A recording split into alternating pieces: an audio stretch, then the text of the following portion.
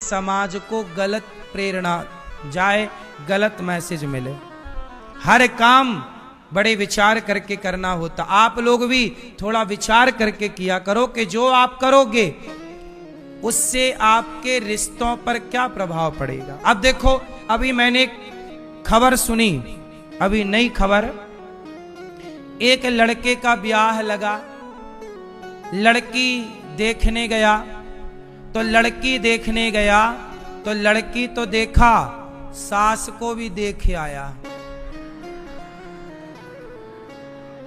है ना। और शादी 16 तारीख की निकली, आज की, आज 16 है, आज की शादी थी बेचारे की।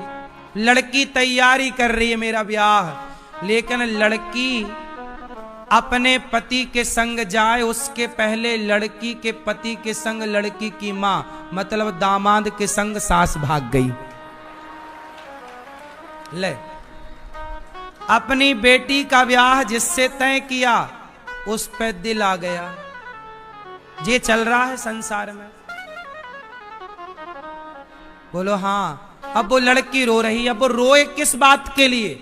मां भाग गई इस बात के लिए रोए कि मेरे पति पर मेरी मां ने कब्जा कर लिया, इस बात के लिए रोए कि मेरा ब्याह नहीं होने दिया, इसके लिए रोए।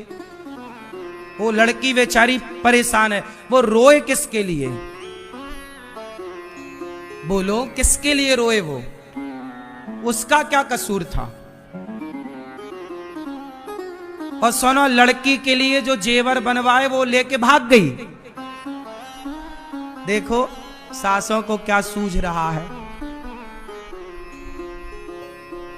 सोचो, बेटी का ब्याह जिससे होना था उस लड़के के संग भाग गई, हद कर दी। अब बताओ कि इन स्त्रियों से और इन लड़कों से समाज क्या सीखेगी? क्या सीखेगा उनका परिवार? क्या सीखेगा उनका गांव? क्या सीखेगा समाज?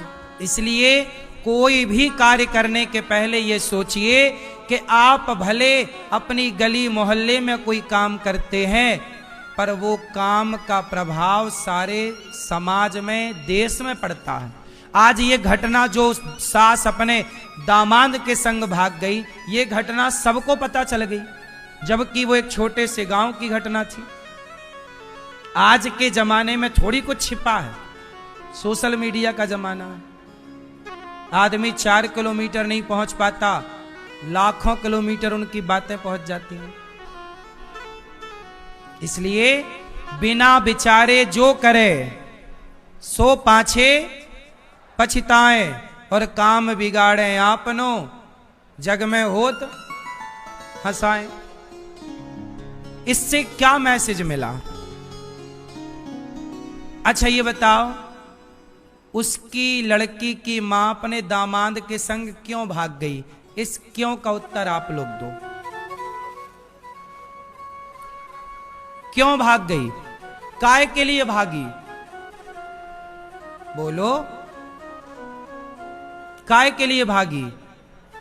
क्यों भागी? राधे राधे सभी भक्तों को। क्योंकि वो महिला और वो लड़का दोनों धर्म को नहीं जानते। बता रहे हैं महाराज जी, यदि धर्म को जानते तो वो लड़की की माँ ये सोचती कि ये मेरी लड़की का होने वाला पति है, ये मेरे पुत्र के समान। वो दामाद के संग नहीं भागी, वो अपने बेटे के संग भागी। जरूर दामाद क्या है? क्या माँ ने अपनी बेटी दामाद क्या है? ये है सही किया। वो अपने बेटे के संग क्यों भाग गई? क्योंकि वो धर्म का ज्ञान, धर्म नहीं जानती। इसलिए कहता हूं, अपनी बेटी अपने बेटे को धर्म का पाठ पढ़ाओ। धर्म पढ़ना जरूरी है और यही तो धर्म है। उस लड़के ने काश पाठ पढ़ा होता कि ये तो मेरी मां है। सास तो मां होती है, बोलो।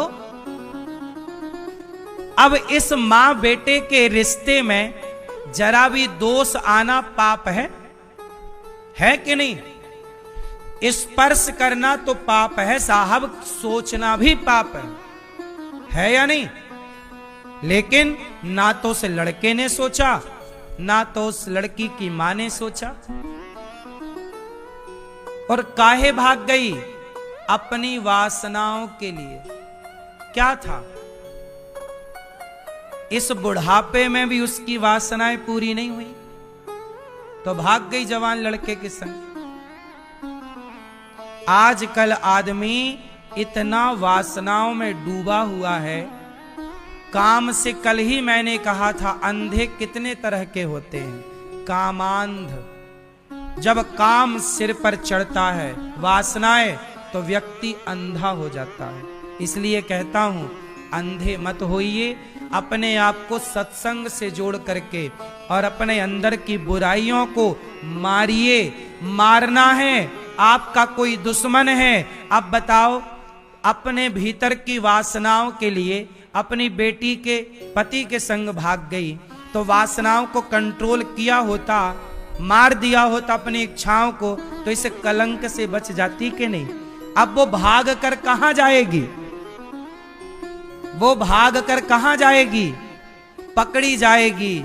क्या मुंह दिखा पाएगी? यहां भी बिगड़ गया उसका। अब समाज में क्या वो रह पाएगी?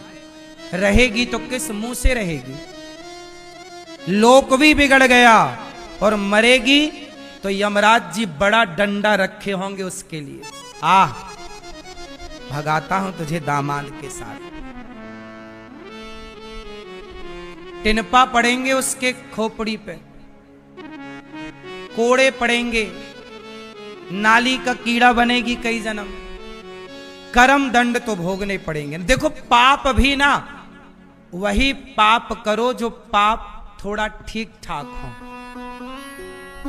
पाप भी करो चलो, पर वो पाप करो यार जो माफ हो, जिनमें माफ की संभावना हो। वो पाप मत कर लेना जिन पाप में माफी की संभावना। पाप भी कई तरह के होते हैं, सामान्य पाप, महापाप, ये पाप अलग अलग तरह के होते। चींटी मारना, हम रास्ते से जा रहे हैं, चींटी पांव के नीचे मर गई, गाड़ी के नीचे मेंढक मर गया, सांप मर गया, ये पाप है। पर ये पाप भी चलो, ये पाप हमने मारना नहीं चाहा, चींटी मर गई, ये पाप माफ हो जाएंगे कि चलो तुम्हारी इच्छा नहीं थी पर पाप हो गया। हमने जानकर झूठ नहीं बोला पर झूठ भूल गया, चलो ये सब सामान्य पाप हैं, ठीक है। लेकिन ये पाप क्षमा ना होगा कि तुम अपनी जवान बेटी को छोड़कर, बच्चों को छोड़कर इस बुढ़ापे में तुम किसी के संग भाग जाओ। तुमने धोखा अपने बच्चों को दिया, तुमने धोखा अपने पति को दिया, वो पति को भी तो तुमने धोखा दे दिया, तुमने अपने बच्चों को धोखा दे दिया। अब तुम्हें कौन कौन माफ करेगा? इसलिए ये बड़ा पाप है, इसकी कोई माफी भी नहीं है, भोगना ही पड़ेगा। फिर यही लोग संसार में तरह तरह का कष्ट पाते हैं, तो लोग कहते हैं कि देखो कितना कष्ट पा रहा, जरूर ये किसी जन्म का पाप था, जो अक्षम्य पाप था, जैसे क्षमा नहीं किया जा सकता था, उसे भोगना पड़ रहा है। कोई अंधा है, कोई लंगड़ा है, कोई बहरा है। आप लोग चप्पल पांव में पहनकर चलते हो, कुछ लोग चप्पल हाथ में पहन के घिसटते हैं। क्या है ये? क्या लगता है तुम्हें? ये सब पाप का परिणाम है, भोगना सबको पड़ता है, बचे कौन है? इसलिए ये सब गलतियां इसलिए होती हैं, लोग धर्म को नहीं जानते, पर राम धर्म को जानते हैं। भैया भरत, मैं अपने पिता के वचनों का त्याग नहीं होने दूंगा। तुम बताओ भरत, मैं चलूं कि नहीं? भरत बोले, तो क्या मुझे खाली हाथ भेजोगे? राम जी ने कहा, क्या चाहते हो प्रभु? अपनी पादुका ही दे दो, कुछ तो निशानी दे दो। तब भरत जी ने, राम जी ने प्रहलाद के लिए नरसिंह का अवतार लिया। भगवान ने गोपियों के लिए वस्त्र का अवतार धारण किया, चीर बनकर खिंचे। आज भैया भरत के लिए भगवान राम खड़ाऊ बन जाते हैं, चरण पादुका।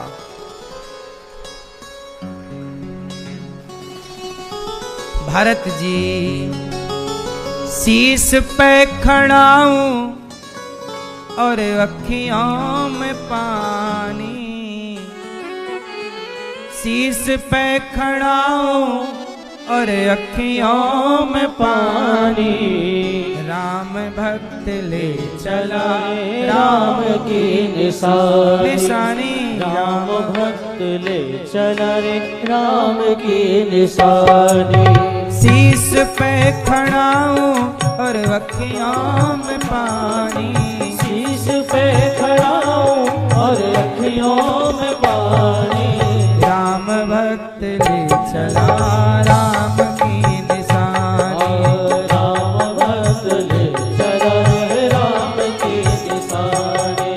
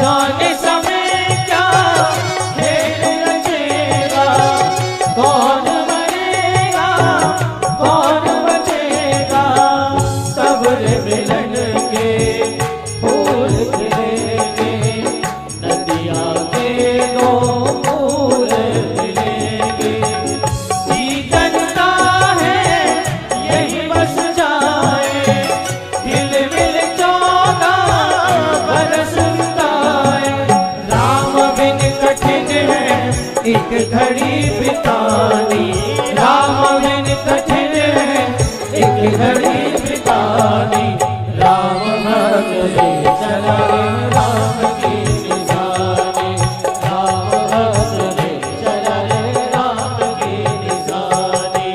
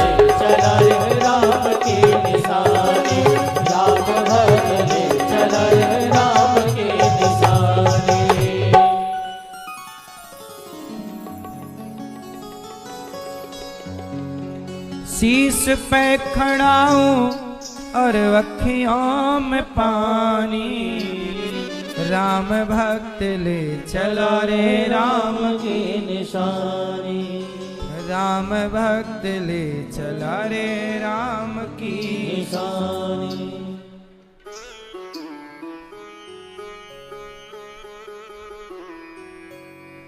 उमार भरत जी चले, राम जी भरत जी को बार बार देखते हैं।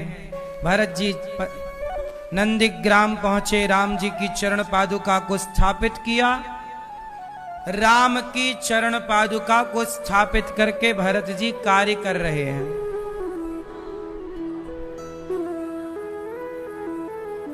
काम भरत जी अयोध्या को संभाल रहे हैं, पर राम ने भरत जी ने चरण पादुका सिंहासन पर रखी है।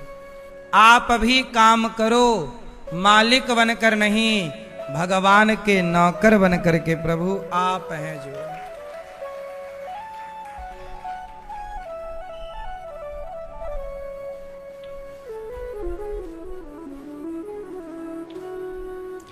अब राम जी वहां से एक दूसरी लीला करते हैं। एक दिन क्या हुआ, सीता मैया बैठी हैं और राम जी सीता मैया के बालों में पुष्प लगा रहे हैं। सूर्यपति सुत धरी बायस भेषा, सठ चाहत रघुपति बल देखा। राम जी सीता मैया का श्रृंगार कर रहे हैं, तभी वहां पर जयंत आया। इंद्र का बेटा जयंत देखना चाहता है कि राम में पावर कितना है, ये भगवान है कि मनुष्य है। काम तो पूरा मनुष्य की तरह कर रहे हैं। तो चौंच मार करके सीता मैया के चरण में चौंच मार दिया, कौआ बन करके। जयंत ने चौंच मार दी कहां पर, सीता माता के। क्यों भैया, सीता मां के कहां चौंच मारी, कहां, किसने मारी है? जयंत। कौन है ये जयंत? हाँ, इंद्र का बेटा। क्या बन करके आया? क्यों चौंच मारी सीता मैया के पांव में? मैया, इसलिए कह रहा हूं ध्यान से सुनो। ए मैया सुन लो मेरी मां। जयंत ने सीता मां के चरण में चौंच क्यों मारा? क्यों मारा? जयंत ये देखना चाहता था कि राम मनुष्य है या भगवान है। चौंच मार के भागा, राम के पास खून बहता बहता पांव से निकला।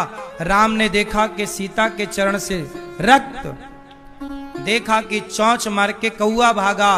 एक छोटा सा तिनके का धनुष, तिनके का बाण बनाकर छोड़ दिया। जयंत के पीछे राम का बाण लग गया। जयंत चिल्लाता रहा, पिताजी जयेंद्र बचाओ, ब्रह्मा जी बचाओ, शिव जी बचाओ।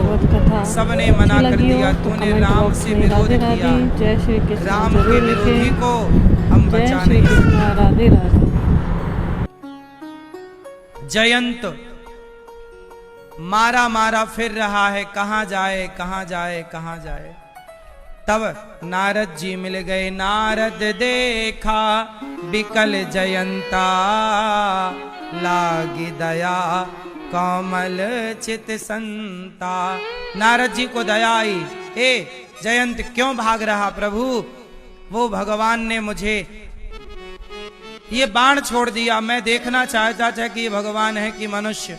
भाई मनुष्य होता तो ऐसा बाण थोड़ी होता मनुष्य के पास के शंकर जी ना बचा पाए। वो तो देवताओं का बेटा है, इसलिए बाण मारा। ये भगवान है, प्रभाव देखना चाहता था। देख लिया प्रभाव? हाँ। नारद जी बोले प्रभाव देख लिया? बोले बड़ा प्रभाव है राम का। अब बोले राम जी बोले जा, नारद जी बोले जा राम की शरण में जा, अभी तूने राम का प्रभाव देखा। क्षमा। अब आप बताओ कि भगवान